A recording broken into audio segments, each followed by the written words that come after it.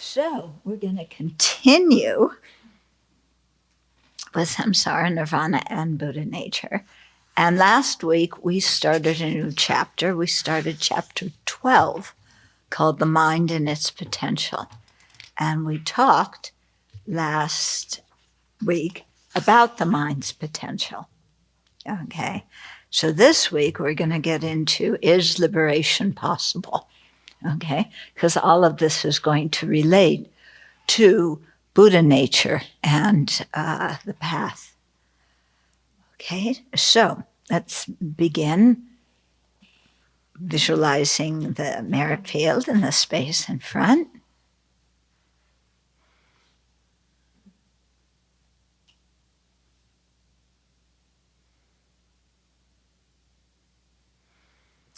And all the sentient beings in human form, not buzzing around.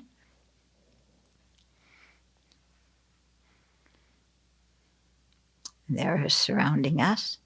We're going to lead them in taking refuge in the three jewels.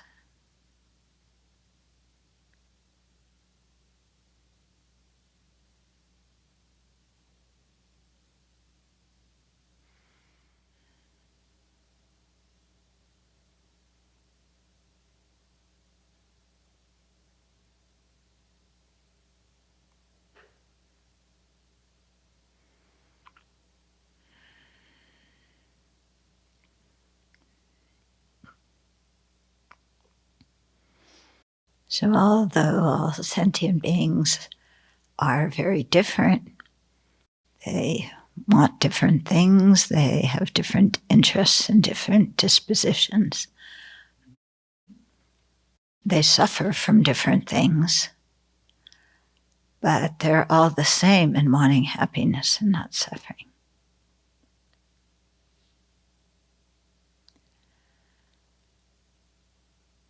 So if we focus on that, it can ease the attachment, anger, and apathy in our own mind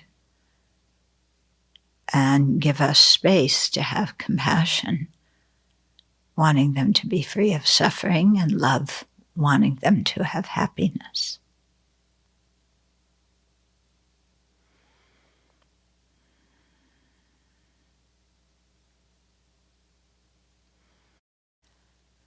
But to have those mental states of love and compassion, which make us feel good as well as help others, we have to get in the habit of noticing our afflictions, preferably as soon as they arise when they're very small, and then applying the antidote to them.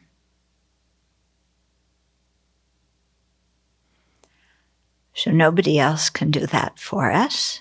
That's something we have to do ourselves. We have to see when an affliction arises in our mind. And then we have to remember to apply one of the antidotes. And if we can't remember an antidote, it means we need to go back and study the texts more, especially the books teaching the Mahayana thought training, and then practice those antidotes so that we remember them.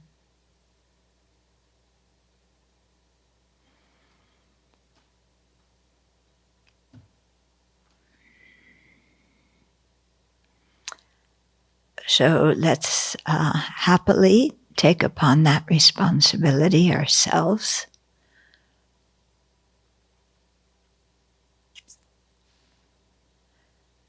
To watch our mind, to catch the afflictions, apply the antidotes, and also to practice the various teachings that we've learned on how to generate love and compassion.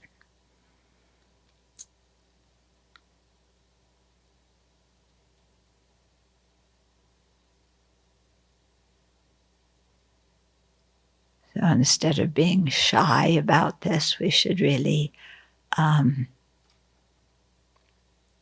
be brave and take on that responsibility.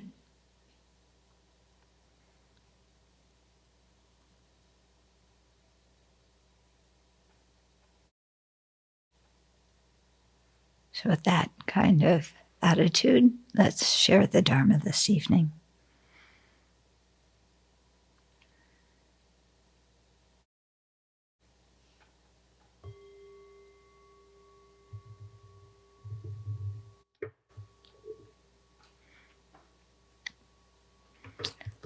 Okay, so if you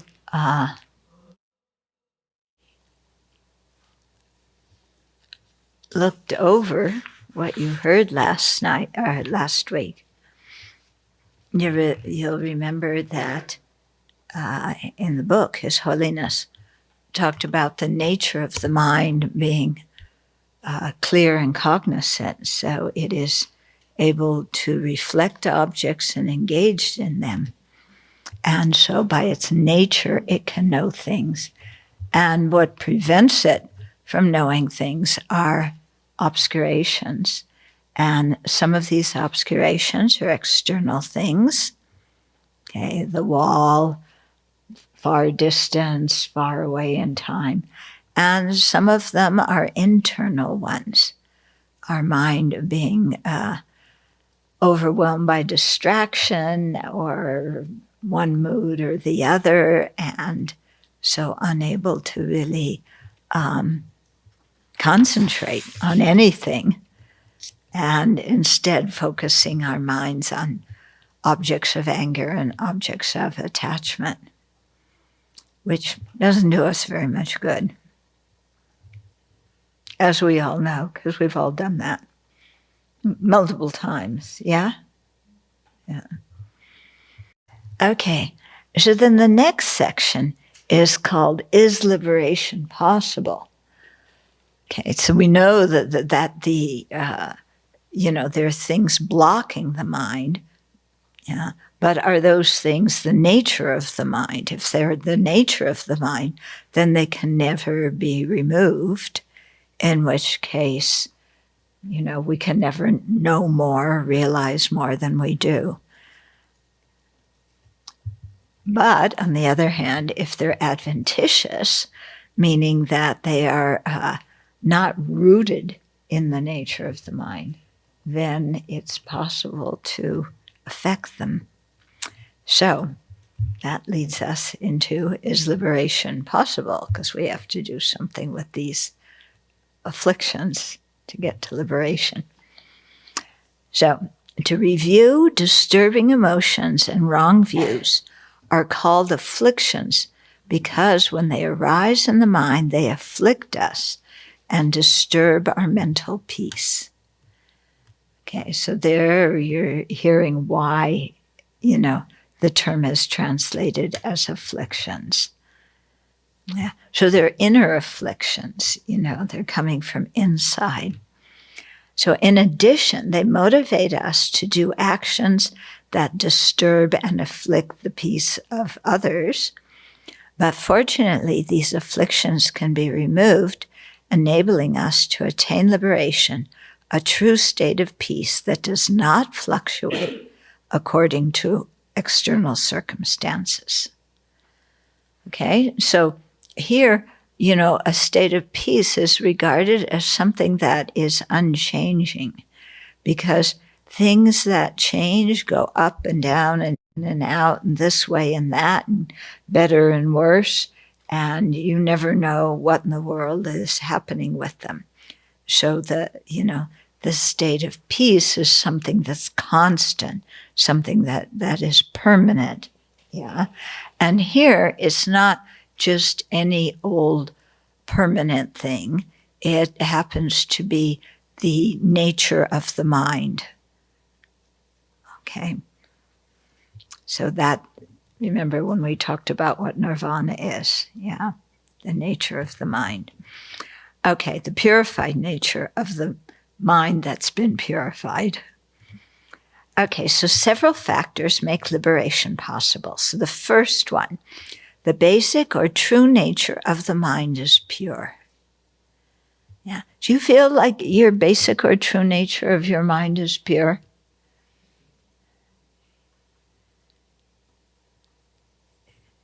Yeah.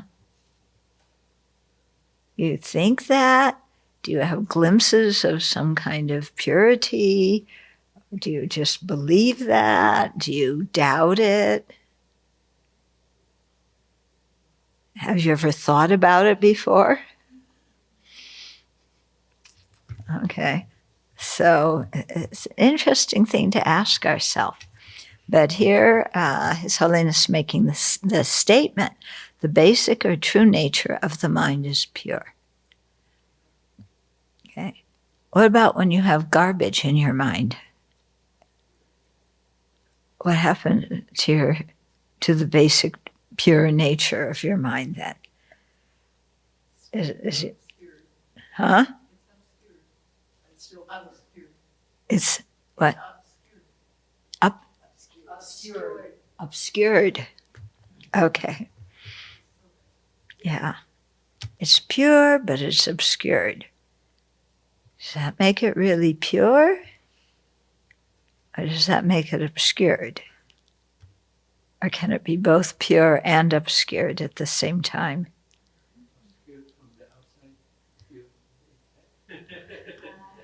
Yeah. Okay.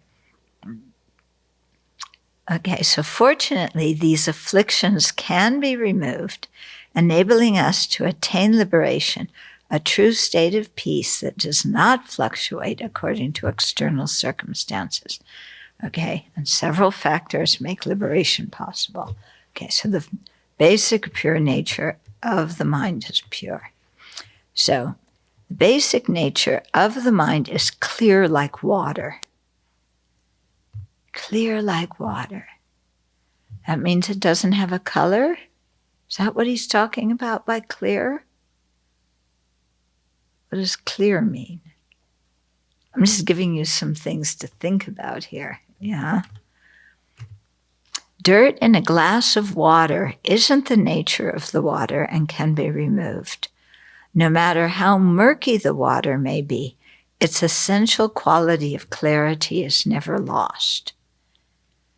So we know that, but when we look at a muddy cup of water, yeah, it's pretty muddy, isn't it? Yeah. Do we automatically think, oh, the basic nature is pure or it can be purified? Or do we focus more on the dirt? Yeah. What do you do regarding yourself? Do you focus on the pure nature of the mind? Or do you focus on the dirt and criticize yourself? Okay, think about it.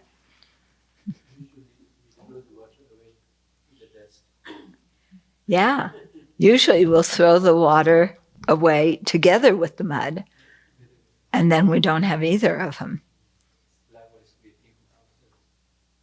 Here. Ourselves with the dirt and then trash on ourselves. Yeah.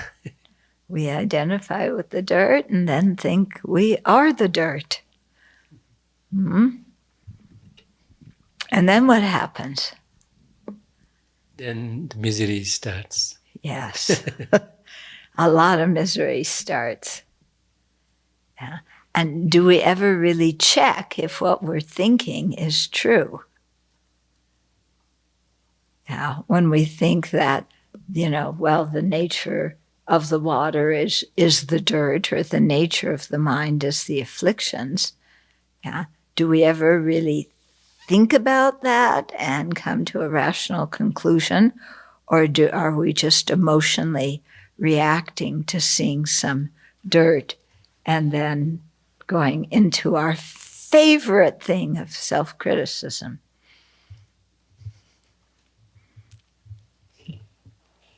Mm-hmm. Okay, no matter how murky the water may be, its essential quality of clarity is never lost. This basic conventional nature of the mind is clear and cognizant. It is the basis upon which awakening can be attained. And as such, it is the ultimate source of our confidence that awakening is possible. So that clear, pure nature of the mind, is if we can really develop confidence that it exists, then that becomes like a very strong basis on which to think, oh, I can become awakened. I'm not a lost cause. Okay? And awakening is possible. Why? Because the mind in its very nature is clear. Okay? But we have to think about this. Yeah? And kind of see how it fits together. Because if we don't, then our confidence in the ability to become awakened is iffy. Because as soon as afflictions come, then we go back to our old way of thinking. So inanimate objects such as stones and trees cannot attain awakening because they lack the qualities of clarity and cognizance that only a mind possesses. So he's saying something here. There's something quite special about the mind, as the basis of the possibility of attaining liberation, that the thermos and the gong and a bank full of money don't have that ability. Yeah? Why? Because they lack the qualities of clarity and awareness. So something special about the mind. So that's the first quality that makes liberation possible. Basic or true nature of the mind is pure. Second quality is the afflictions are adventitious, which means they are not part of the nature of the mind. There's something extra added on. So, a scarf is something added on to your head. It's not the nature of Buddha bear. It's something added on. Yeah. So something that is not the nature can also be removed. Yeah. If it was the nature, then you couldn't remove it. Okay. Like, the color of Buddha bear's fur is one nature with Buddha bear. So you can't take away the color and still have Buddha bear. You can add another color on top of it, but you can't take away this color. Okay? So the afflictions are adventitious. They are not part of the mind. So the afflictions, they're like, when we can't think clearly, we're like this. We're walking around all day with a blanket over our head. Okay? But the blanket is adventitious since it's not part of the nature of the mind. Okay, so Dharmakirti says, the nature of the mind is clear light. The defilements are adventitious. So that's in Brahmavartika. So afflictions have not penetrated into the basic nature of the mind. The fact that afflictions are not always present in the mind indicates that every instance of the mind's clarity and cognizance is not associated with afflictions. Wow. Yeah? You think of your mind as having moments of clarity, that moments where it's not associated with afflictions? Have you experienced times when your mind feels very calm, very clear? It's completely satisfied. It's not grasping. It's not pushing away. Okay? So the fact that afflictions are not always present in the mind indicates that every instance of the mind's clarity and cognizance is not associated with afflictions. Sometimes our minds are peaceful and calm. Wow. Yeah. If we could discover the way to keep them peaceful and calm, that would be something good, huh? Afflictions may arise and after a while pass away. If they were inherently part of the true nature of the mind, they would always be present and it would be impossible to eliminate them. But this is not the case. Okay? So if the afflictions were part of the nature of the mind, yeah, then you couldn't separate the two. Yeah. But it's like the color of Buddha bear's fur. You can't separate, take this color out and have the fur. I mean, this is the nature of Buddha bear's fur. Okay. So because the afflictions are not always in the mind, and because there's times when our mind can be calm, it's showing us that the afflictions are not the nature of the mind, and that it's possible. It's showing us that they aren't always there. We still have to figure out if it's possible to remove them. Okay? Maybe we know they're adventitious, but we aren't yet sure, can they be removed? Okay, so the purest form of mind is the fundamental innate clear light mind. In ordinary beings, this subtle clear light mind is neutral. It has never been and can never become non-virtuous. However, by engaging in special yogic practices, it can be transformed into a virtuous state. From this perspective, too, we see that the defilements are not inherent in the nature of the mind. If the defilements were inherent in the nature of the mind, then you could never eliminate them. So you could never have a neutral state of mind. You could never have a virtuous state of mind, because the afflictions would be totally part of the nature of the mind. But we know we can have virtuous mental states, and we know that we can change the mind, so the afflictions are not its nature. Okay, so he's talking about here the extremely subtle mind, also known as the fundamental innate mind of clear light. So this is the subtlest state of mind. And it is, in the Galu tradition, they say that it is only manifest when the coarse states of mind have dissolved. And what makes the coarse state of mind dissolve? In us ordinary beings, the winds, or the elements of the body sustain the coarse states of mind. And when at the time of death, the elements of the body lose their power, or during special yogic practices, when the winds are absorbed, then the coarse mental states also absorb, and they are not functional at that time.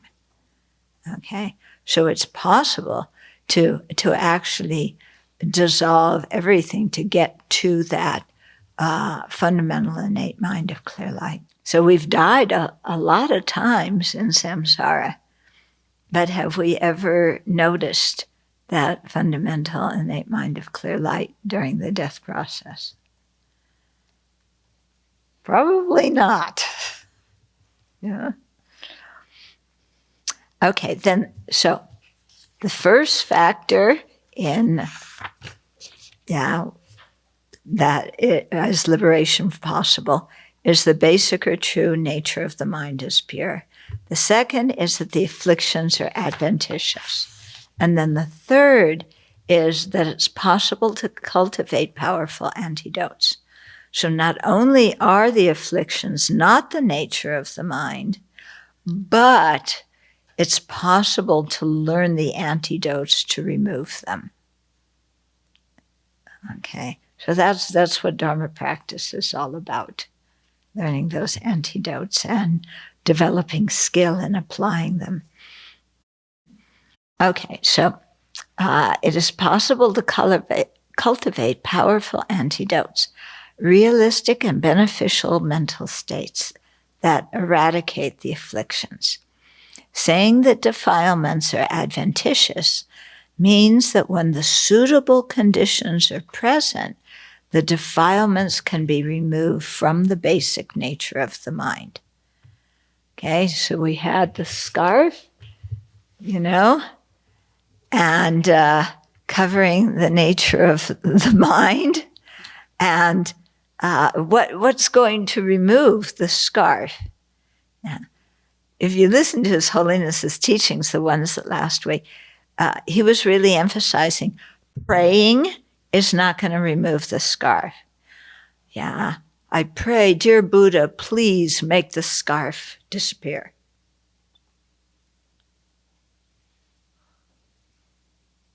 Now, Buddha can't do that because it's stuck on our head. Yeah. Okay, praying won't do it. But praying helps. At least it gives us some direction to go in our lives. Yeah. Saying mantra, Om Mani Padme Hum, Mani Padme Hum, Mani Padme Hum, doesn't make the scarf go away. Yeah. Saying Om Mani Padme Hum helps the mind, it calms the mind, and so on. Okay, it creates merit, but it's not removing, the mantra can't remove the scarf. Okay. So you have to find the right antidote to the afflictions, yeah, because not just any old antidote or any old virtuous state of mind will do.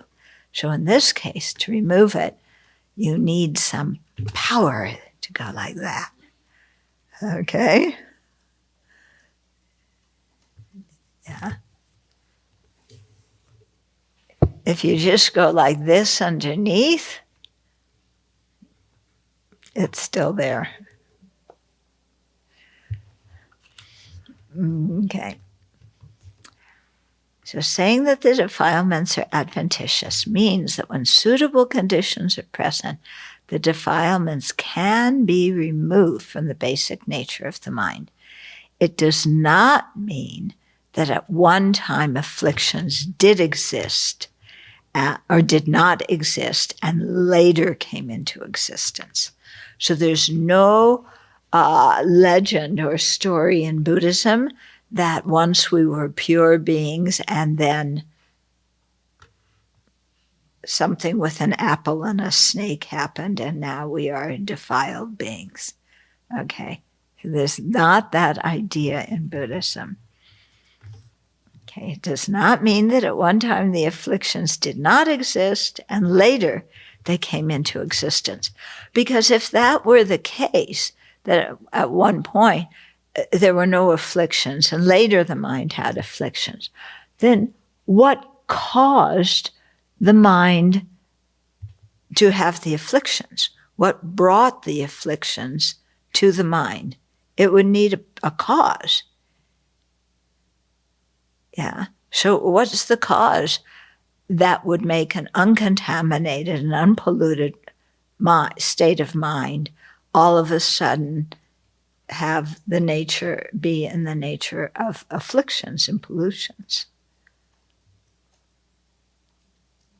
Yeah. I mean, you can't point to anything. People try, They say there's a creator God, or there's Lucifer, or there's some external being. But does some external being have the power to pollute our minds? No, I mean, how do you deliberately impute a mind? It's not like taking something and putting it physically in there. How can another being take afflictions and put them into our mind? It doesn't work that way. Okay, so rather, afflictions are beginningless and have continually obscured our minds until now. So some people, when you talk about beginningless time, when you talk about beginningless rebirth, some people go, but there has to be a beginning. There has to be a beginning. And when people say that, I say, why? Why does there have to be a beginning? Yeah, can you posit some reason why there has to be a beginning? Because if you say there's a beginning, then you have to be able to say what caused the beginning. And if something caused the beginning, then the beginning wasn't the beginning because there was a prior cause to it. Okay. So why? So when we ask these questions, why does there have to be a beginning? When we look, it's because the idea of a beginning makes me feel better. That's about the only reason we can come up with. Yeah. Why would there have to be a beginning? Yeah. Because it appears like things have beginnings. Like the baby is born. Yeah. At one point the baby's not there and then it's there. Right. So it looks like a beginning. It looks like a beginning. But if you trace it back, did the baby come out of nowhere? No. If you trace back the causes of the baby, you go back and back and back and back and back, and can you find one original cause? What are you going to point to as an original cause? And so here's where we get into, the theories that there's one universal mind out of which we all came, or one fundamental substance, primordial substance out of which we came, or a creator who created us. But in all of those ideas about how there was a beginning, you see that there has to be a cause, which means the beginning isn't the beginning. Yeah, it had a cause. And when you keep going back, you can't find an initial cause. Yeah, it's beginningless. So, when we hear that in coming to Buddhism, our defilements are beginningless. Yeah. One part of our mind goes, no, they have to have a beginning. God did something or Lucifer did something. Well, okay. They have to have a beginning. Yeah, but why? Yeah. And what I find is an extremely good example is, you remember in math class, the number line? Okay. And so zero's kind of in the middle, but there's not really a middle of the number line, because to have a middle, you need two certain ends. Yeah. But okay, let's just say we start at zero. If you go this way into the negative numbers, you never reach an end. There's always one more negative number. If you go this way into the positive numbers, again, there's always one more. So you can say there has to be an end on either ends, but you can't point to one. Okay? So if we can't find it, then we have to adjust our thinking and realize it doesn't exist. Yeah. Because continuing to say, well, it has to be there, even though we've explored every possible option to find it, doesn't make much sense, does it? Yeah. It's what my mom would call knocking your head against the wall. Yeah, I'm gonna find a beginning. I'm gonna find a beginning. You know, if you knock your head against the wall is gonna win. Okay.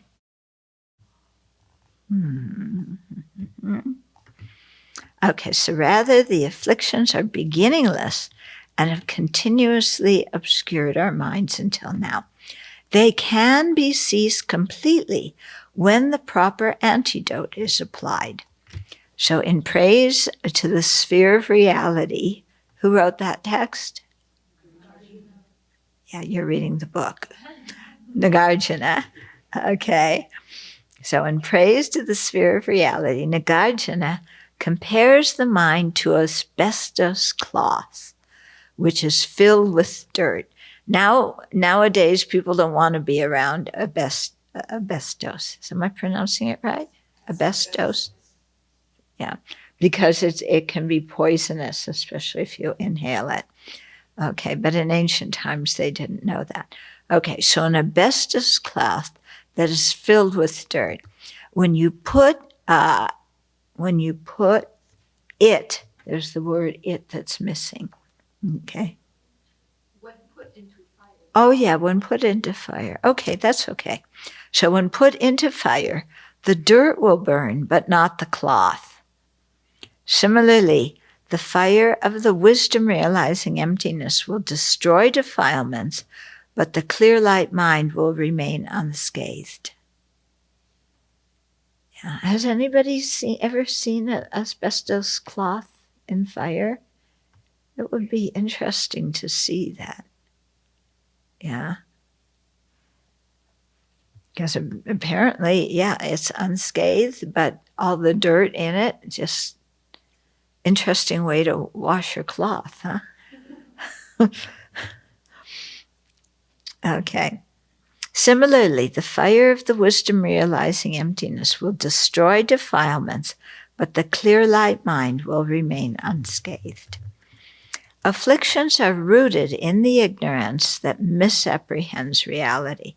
So here we're coming into another reason why there are antidotes, yeah, and why afflictions can be eliminated.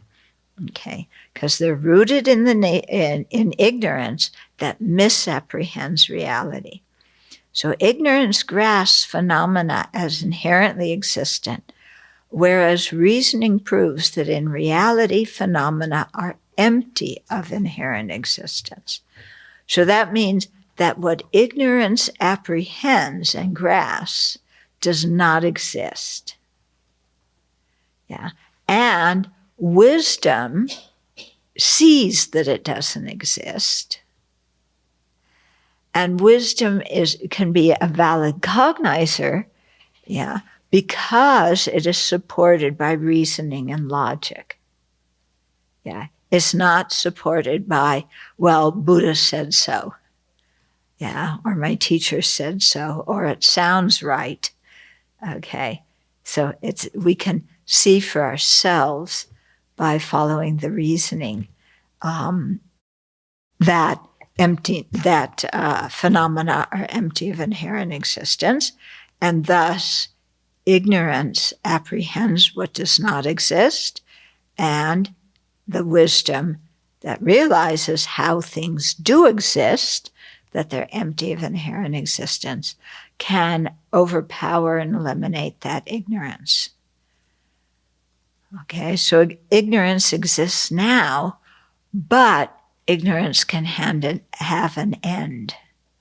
So the continuity of the mind never has an end because there is nothing that can stop the continuity of the mind.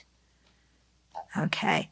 Our lives have an end. We can stop the continuity of our lives, but we cannot stop the continuity of our mind. So right now, the ignorance is covering the pure nature of the mind, but ignorance can be removed without destroying the nature of the mind. Okay. Why can ignorance be removed? because it apprehends the opposite of what actually exists. Mm-hmm. I'm not entirely clear how you're using this word pure, because it seems like it's a little bit ambiguous. Are you talking about the conventional nature of the mind or the ultimate nature of the mind? Yeah, here we're talking about the ultimate nature. But sometimes you can talk about it. The pure can refer to the conventional nature of the mind too. Yeah. It goes both ways. Just like the term clear light sometimes refers to the conventional nature of the mind, sometimes the ultimate nature.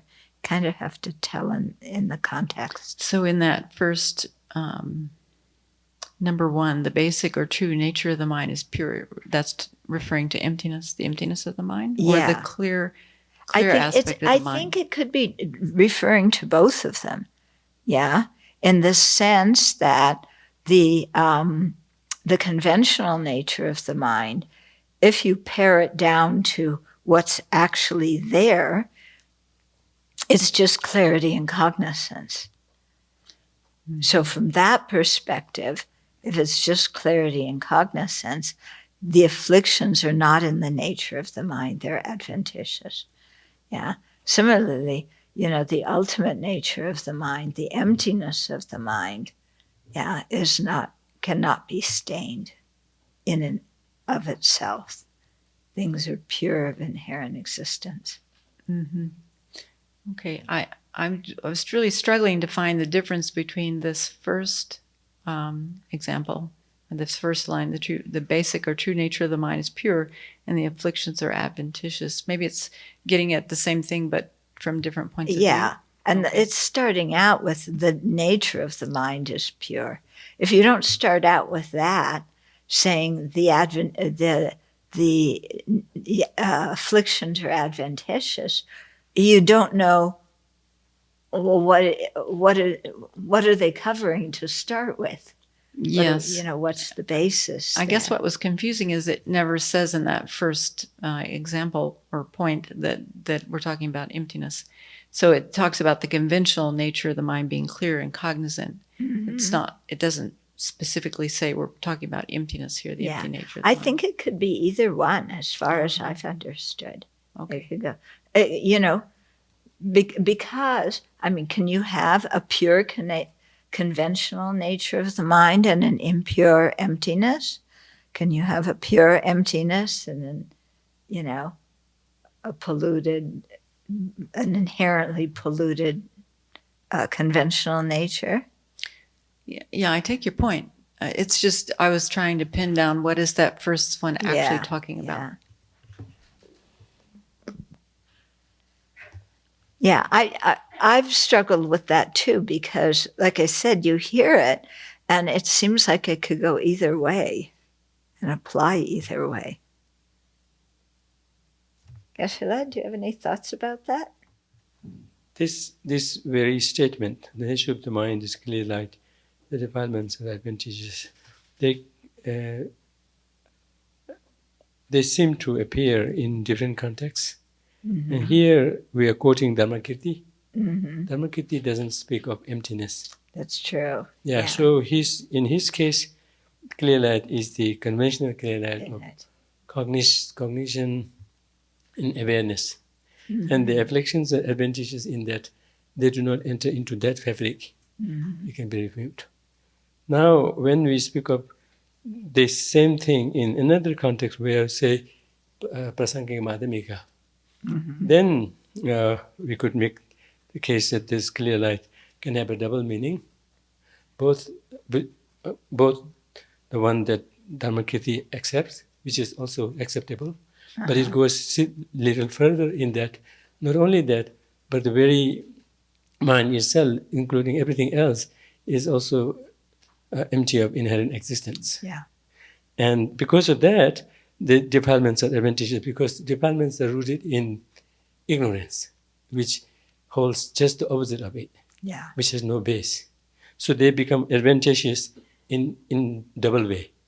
Mm-hmm. One, in the case of the previous one, in being not entering into the nature the of conventional nature of the mind. basic mind.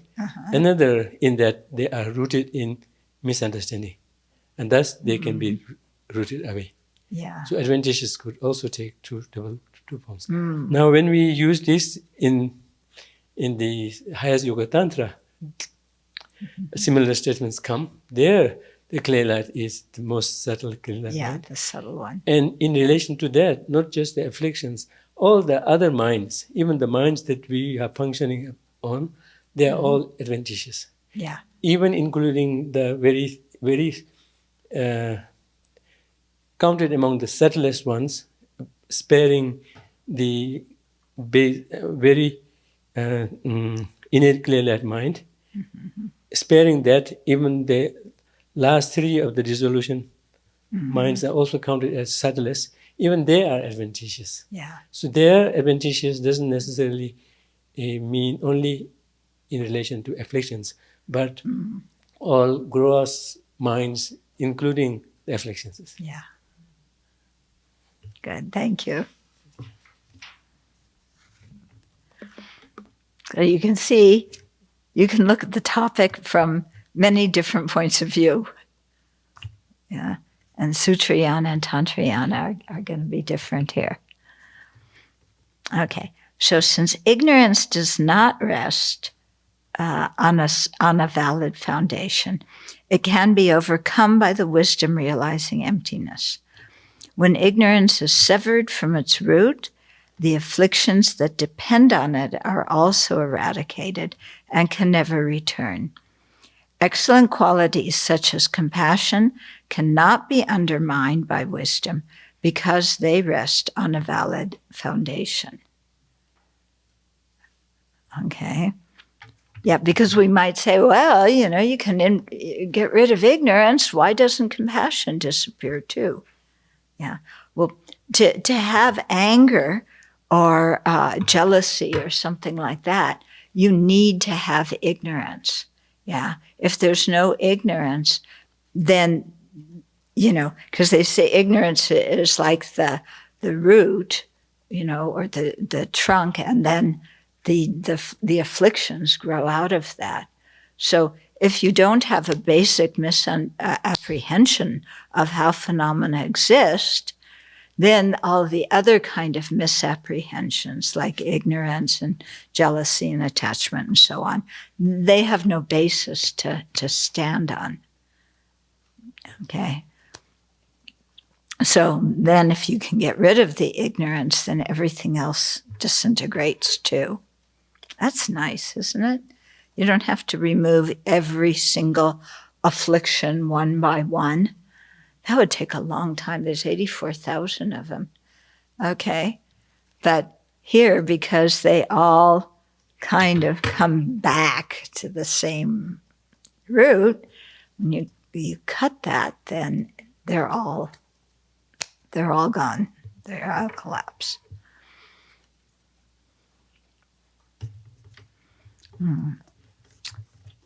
Okay, so when ignorance is severed from its root, the afflictions that depend on it are also eradicated and can never return. Excellent qualities such as compassion cannot be undermined by wisdom because they rest on a valid foundation.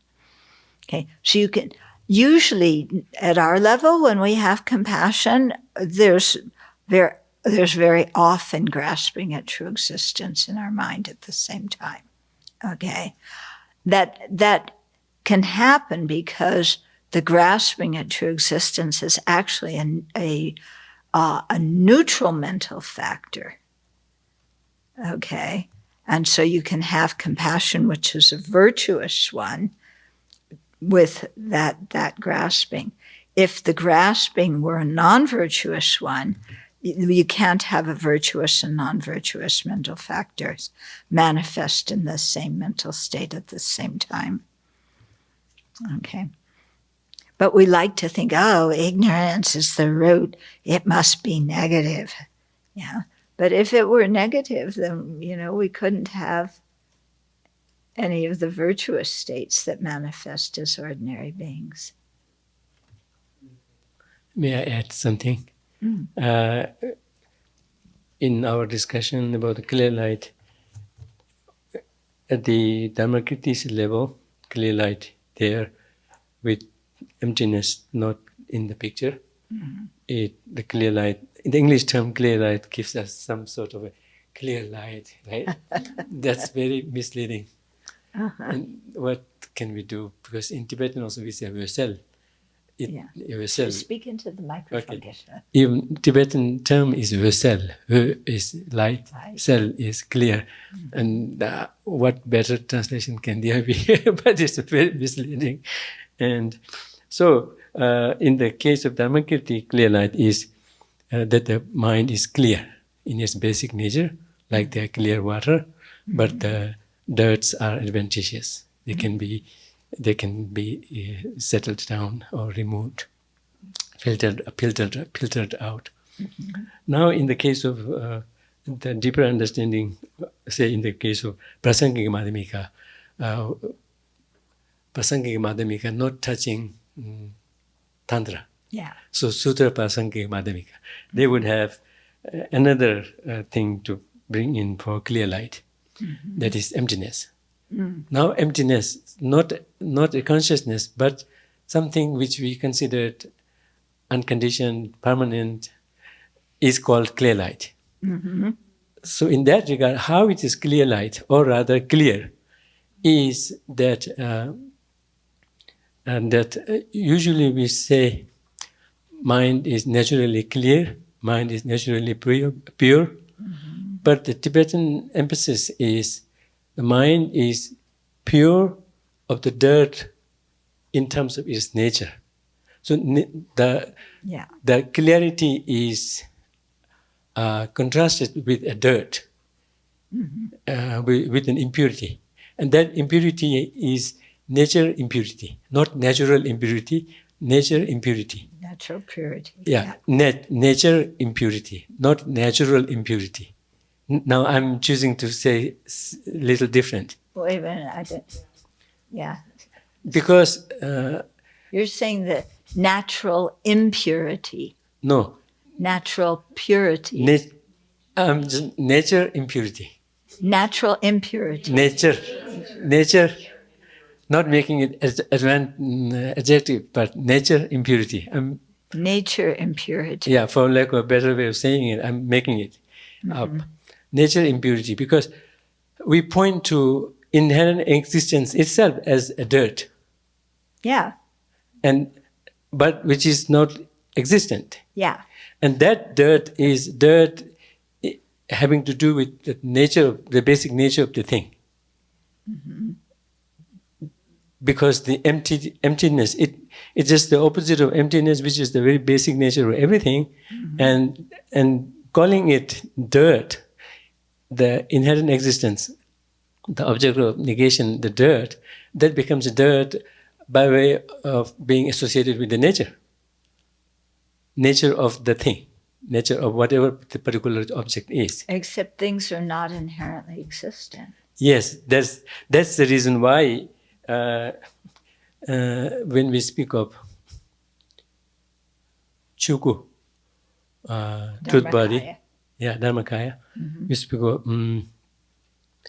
Ishe Chuku, Ngoniku. Now the Ngoniku. Yeah, the nature Dharmakaya. Yeah, we call it nature Dharmakaya, but Ngoniku has two types. Yeah. Two types. And both of them have to be explained in terms of being free from defilements. One is free from adventitious defilement, that is the afflictions. One is free from nature defilement. That is emptiness. Okay. So the inherent existence, which is not existent, yet at the same time it is referred to as a dirt in relation to making case for the other nature ngoniku, rangshin namdaki ngoniku. No niku is nature, truth body. Yeah.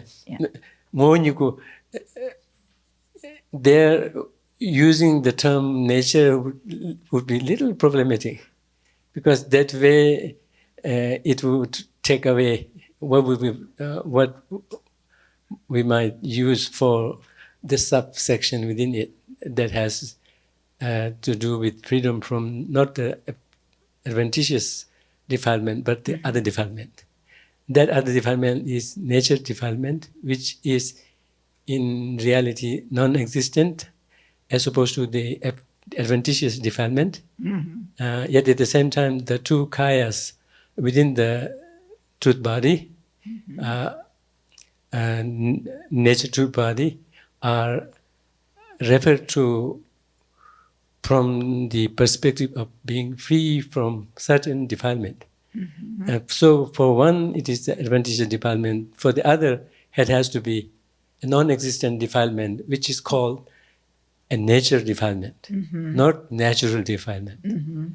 So that's very emphasized in the Tibetan texts, and that's how the two kayas are referred to. But very often that's skipped, and instead of calling it nature defilement to point to something else, it's called natural defilement. And then what do we point to as the natural defilement is not clear. Yeah, it's hard for me to tell when you're saying natural defilement and nature defilement. Yeah. Yeah, it's hard. So what I meant is when we speak of the two types of what Venerable is calling nature true body, when we speak of those two kayas within the nature true body, we are speaking of them as being a state of freedom from two defilements. One is adventitious defilement, the other is natural defilement. If you call it natural defilement, then what would that defilement be? Yeah, there's no natural defilement. Yeah, there should be natural defilement because there is a freedom from it. If we Yeah, but then it sounds like you're saying the basic nature of the mind is defiled. What it comes to is the basic nature of the mind is undefiled.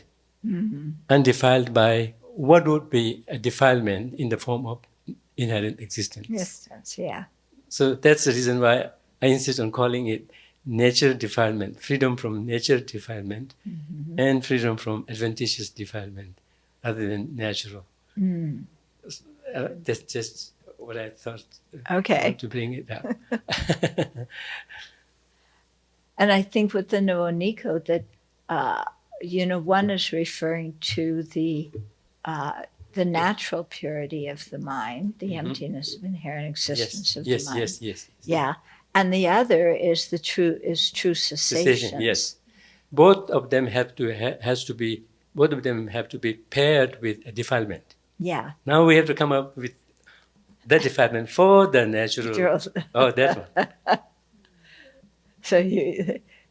So then you come up with a defilement that doesn't exist. Yes, which I call nature defilement. Yeah. Okay. Just. Yeah. But in the scriptures, they emphasize this very much. Rangshin Gitima.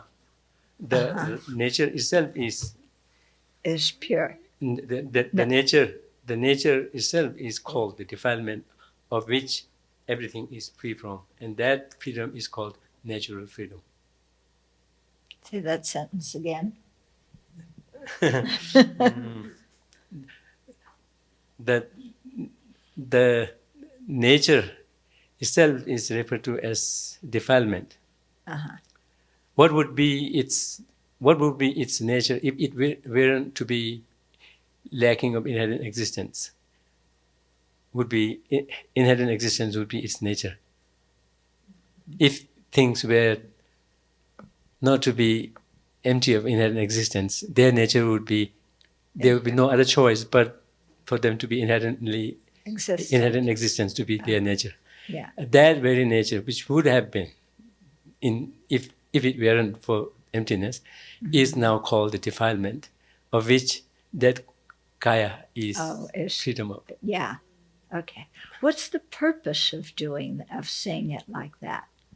One purpose purpose does that that serves is by pairing those two freedoms With two kinds of defilements. defilements. Okay. Yeah, and that's exactly how it is explained in there.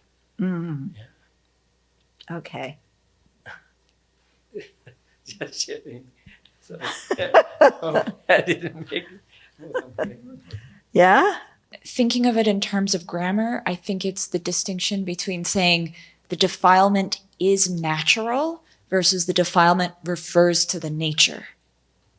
When you say natural defilement, it's a little bit ambiguous which one it is. So I think that's just what the changes.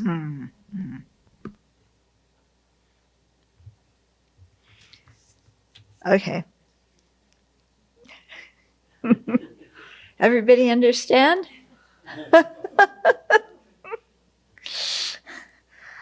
Okay.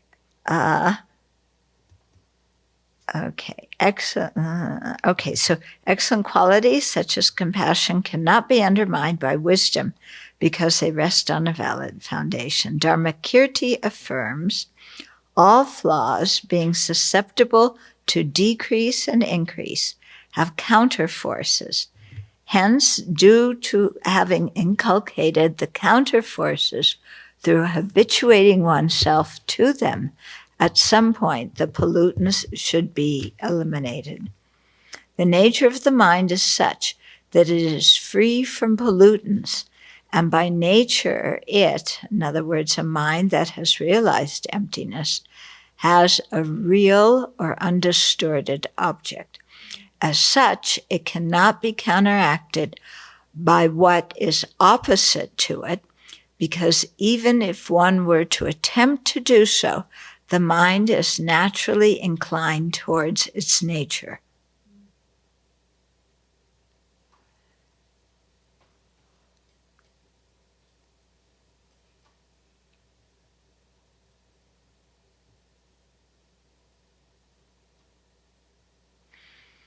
Okay, so here it's a Dharmakirti quote, but in the last verse, when it says the nature of the mind is such that it is free of pollutants, and by nature, there it's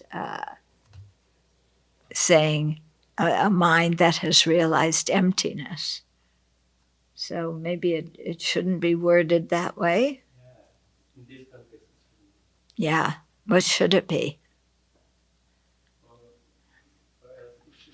A mind that has realized selflessness. Okay. Okay, and then there's reflection. So, 1, reflect that the basic or true nature of the mind is pure and untainted. Okay, so Geshe-la, are you saying that's referring to the conventional or the ultimate or both? The first line in the reflection. Oh, I see. Since it is not from Dharmakirti or any sense, it's open-ended. Yeah, could be either. Okay. Then 2, consider that the afflictions that plague your mind and cause so many disturbances in your life are adventitious. They are not embedded in the nature of the mind. Okay. And then, so there it could also be talking about ultimate and conventional nature of the mind. But especially, I would think the conventional nature. And then 3, reflect that it is possible to cultivate powerful antidotes to each and every affliction and obscuration.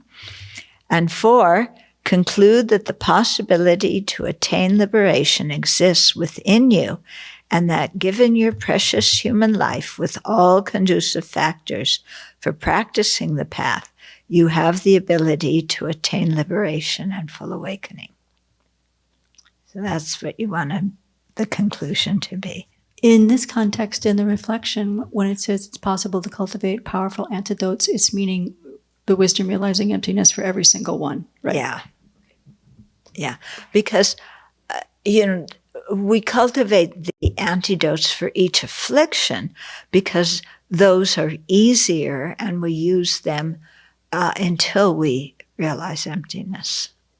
So, I mean, just thinking of just listening to them as a practice for me to be really absolutely clear that this is not, that's what this means in this third point, to reflect on the powerful antidotes of wisdom as opposed to the powerful antidote of reflecting on the ugliness of the object are two entirely different minds. Yeah. When it says in the last paragraph of the Dhammakriti quote that the nature of the mind is such that it's free of pollutants, and by nature it has a real object. Mm-hmm. What is that real object referring to? Emptiness, or a real undistorted object. Yeah. So I think it's referring to emptiness there. Well, selflessness for Dharmakirti. Yeah. Could you argue that if it was the nature of the mind to be naturally inclined towards its nature, which I'm guessing is being free of pollutants, then wouldn't, since beginningless time, the mind would have just become pure if the mind is naturally inclined towards its nature? Incline doesn't mean it becomes. Yeah. When the wind blows, the tree inclines. Yeah. But does the tree fall to the ground? Does the tree become the wind? Yeah. So it's more saying that when the right antidote is applied, it works. Yeah. Yeah. Yeah, because if it were, the mind is inclined towards virtue by its very nature, then we don't need to do anything. But that is what we've been doing since beginningless time, is nothing. And look where it's gotten us.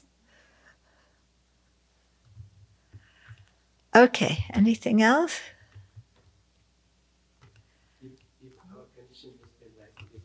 Huh? What?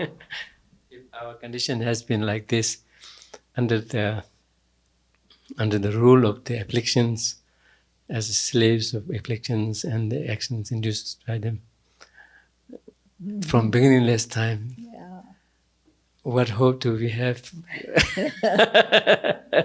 Because there is an antidote. Yeah. There has always been antidote.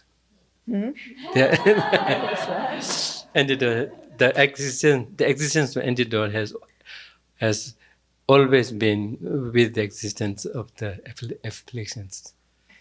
But has always been the antidote has always been present.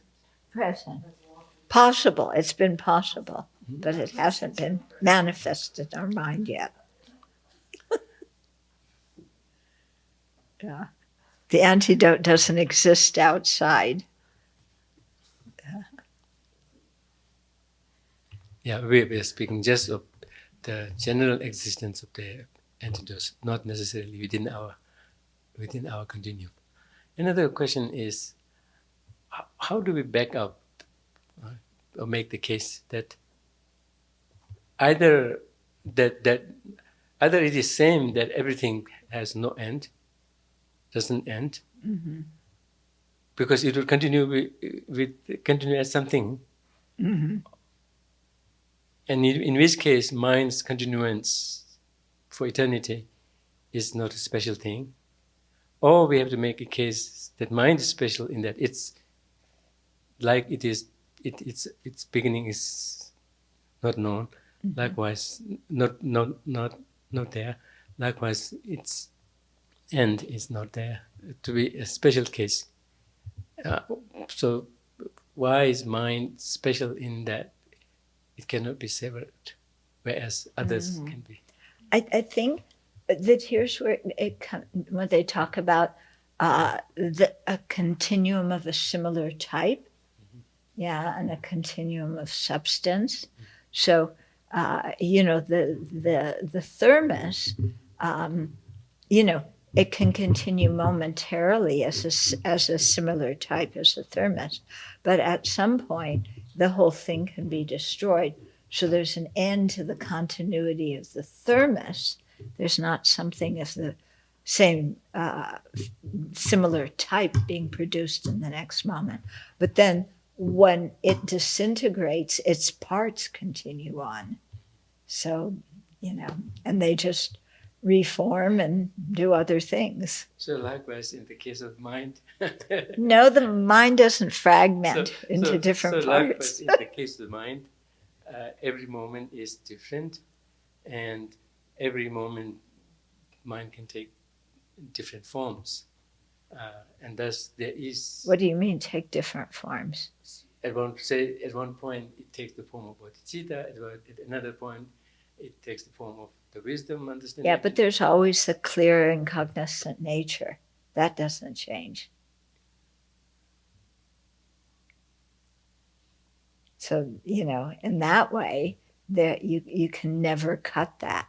The mind might change virtue to non-virtue, a human mind to an animal mind, but just the clear and cognizant nature can't be discontinued. Yes, likewise, everything like thermos and others, although they do not have a clear and cognizant nature, they have the nature of a physicality.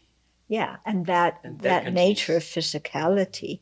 So there's some substance that continues, but it doesn't continue in the similar type of object. Yeah. And so it came from, let's say, a big bang, and it continues, and maybe it absorbs into another black hole. But so there is some continuum of physicality there. Yeah. So when the Tibetans talk about the eons, and one eon there is totally nothing, yes. I don't know how you can.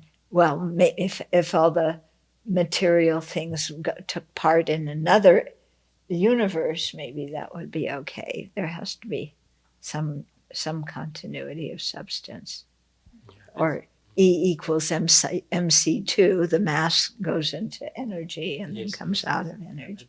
I think there the nothingness phase doesn't mean absolute nothingness, but rather kind of transforming into some kind of energy or something like that. Yeah, it's confusing when it says nothing. Yeah. One comment, if I may make, I heard His Holiness the Dalai Lama make this case. Yes, it is. Okay. In the case of clear light mind, apart from speaking of the subtlest mind being clear in its nature and whatnot, it is also the source of everything. Source of everything. That comes very often in the tantras, in right? The tantra, yeah. And he clearly makes the case that source of reference, that statement of its being source of everything is very, more subtle and more significant than things being empty of inherent existence, and also more subtle and different from saying mind.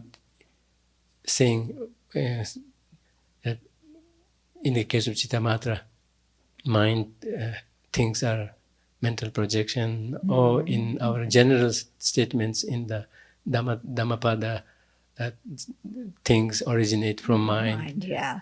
He says that that's very different from what that statement is. So in the subtler clear mind and its accompanying energy, this the entire source. Yeah. Although we are not speaking of just one, but each individual's clear light mind maybe is the source of everything. So that's the reason why I was saying when we speak of the kelpa of nothingness is not the absolute nothingness, but rather almost like reverting back into its very subtle sources. Yeah, except they don't say that. Yeah, Because when they talk about the different kalpas, it's not in the context of Tantra. Yeah, It's definitely. just in the context of, Yeah. regular. Okay, very good. So we'll stop here. So think about what you heard.